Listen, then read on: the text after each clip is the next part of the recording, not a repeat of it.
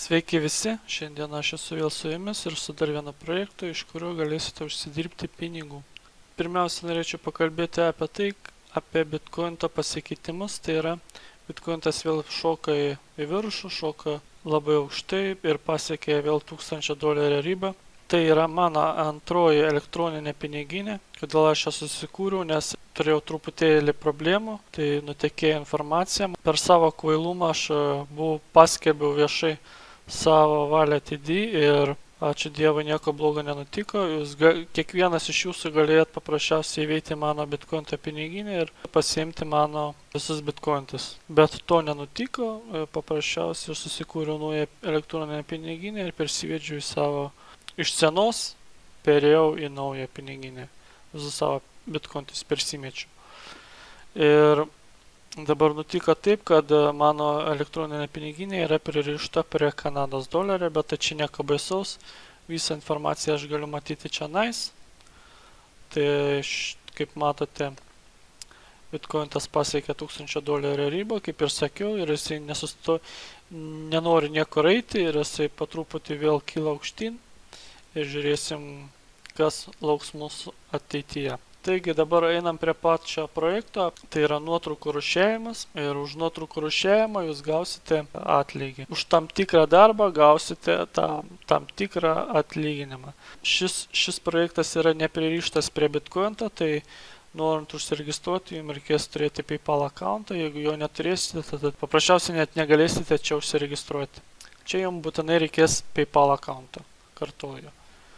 Nes kol kas Bitcoin'as čia yra nepripažįstamas, bet ateityje gali būti tai, kad Bitcoin'as atsiras. Kaip matote, šis projektas yra gan naujas, yra beta versija. Negirdėjau jokių nusiskundimų, kad šis projektas neišmokėtų pinigų. Šis projektas išmoka pinigus ir viskas su juo tvarko yra. Taigi, kam čia reikės daryti, tai yra dviejų pobūdžio darbai. Iš pradžių buvo tik vienas, būtent šis, kur už 1000 perrūšiuotų nuotraukų duoda 50 centų. Dabar atsirado naujas dalykas, už 1000 perrūšiuotų nuotraukų gausite jau $2. Kuom yra skirtumas, jūs galvosite, aišku, eisiu aš geriau čionais ir gausiu $2 už 1000 perrūšiuotų nuotraukų, bet yra tame skirtumas, kad čia jau bus visai kitokios nuotraukos ir bus žymiai sunkiau perrūšiuoti ir užtruks žymiai daugiau laiko tą padaryti. Dėl to yra mokami tie $2. Taigi ir dar vienas labai svarbus dalykas čia yra, jeigu rūšiuosite blogai nuotraukas, iš pradžių jūs gausite, užblokuos jūsų accountą porai valandų. Man tas nutikę, aš gavau baną porai valandų, gavau tokį kaip ir įspėjimą. Ir jeigu jūs to įspėjimo nepaisysite, tada paprasčiausiai bus jūsų accountas ištrinamas su visais pinigais. Būkite labai atsargus, būkite dėmesingi ir darykite viską teisingai, nes turėsite paprasčiausiai problemų. Ką aš noriu pasakyti, tai būkite sąžiningi. Einam, spaudžiam čionais ir pradėsime darbą. Norint pradėti darbą, jums reikės užsiregistruoti, kaip sakiau, ir reikės jums išlaikyti tokį kaip ir egzaminą, reikės praeiti jums tokius apmokymus ir bus išaiškinta, kokia nuotrauka priklauso kokiai kategorijai ir jums reikės tą atsiminti ir paprasčiausiai įrodyti jums reikės, kad jūs tą supratote ir viskas čia gerai yra. Taigi spaudžiam start ir nedelsdami laiko pradėsime nuotraukų rūšiavimą. Taigi, kaip matote, yra pirma nuotrauka, yra 1, 2, 3, 4 kategorijos. Ši nuotrauka yra švari, spaudžiame ant clean.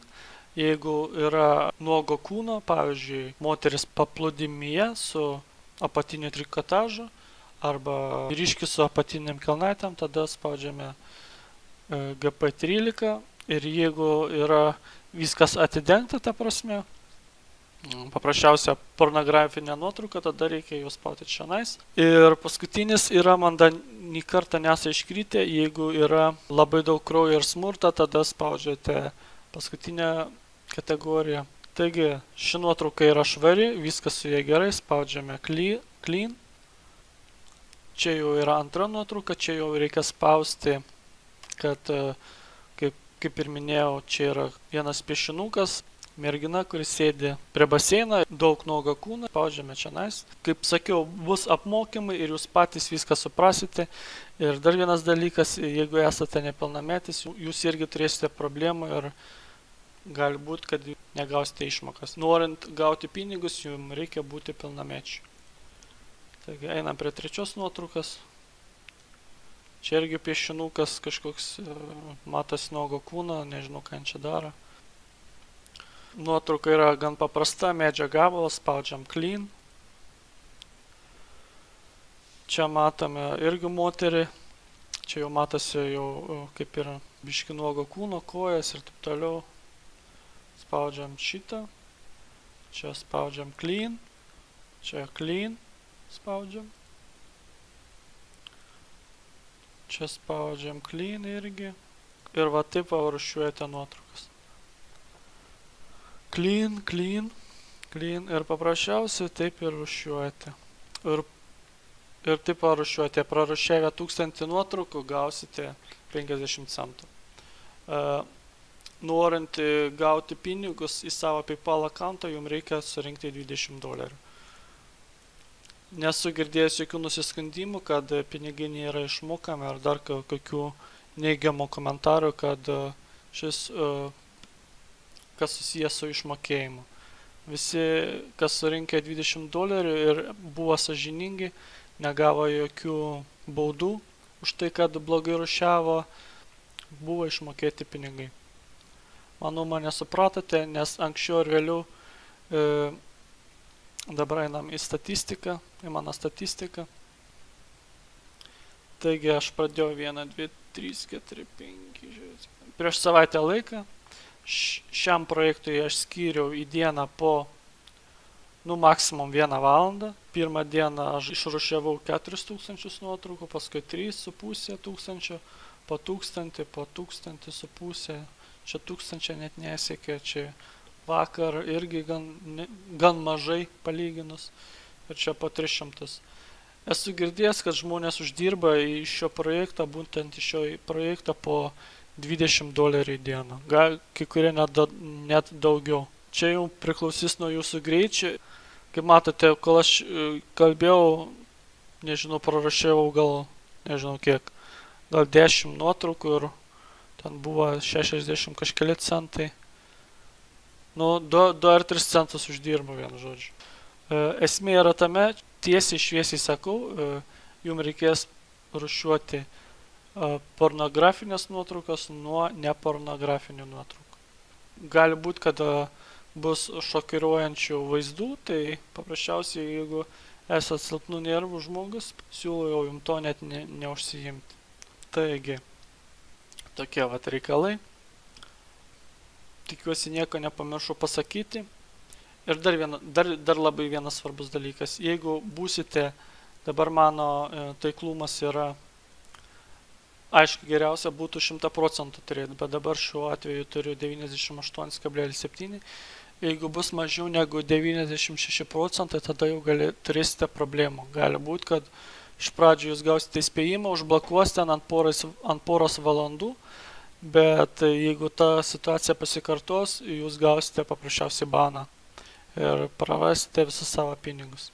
Dar, vis pamirštu, jeigu nežinote, kokiai kategorijai priklauso nuotrauka ir nenorite daryti klaidos, ką jums reikia daryti, tai paprasčiausiai spausti End